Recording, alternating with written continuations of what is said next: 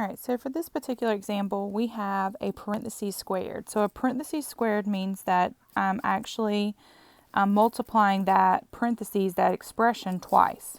Okay, so this is going to take a little bit more multiplication than the previous problem. So I'm going to go ahead and distribute the last part, and I've written the first part twice. So this is going to be 15x minus 6. And right here, I'm actually going to do the box method just because I think it helps organize your multiplication. And the way that the box method works is we're going to set each term to one column or one row.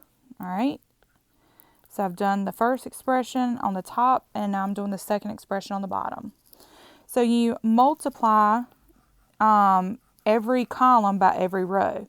So we're going to start with 5x and 5x, so that's going to give me 25x squared.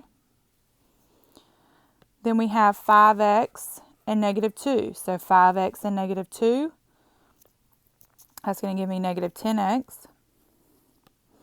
Then I have 5x and negative 2 again, so we're going to have negative 10x. And then negative 2 and negative 2 is going to be positive 4. So I'm going to combine those like terms of negative 10x, and that's going to give me 25x squared minus 20x plus 4 plus 15x minus 6. All right, I need to now combine like terms. So we have some like terms here, and those like terms are going to be negative 20x and 15x. And we have 4 and negative 6.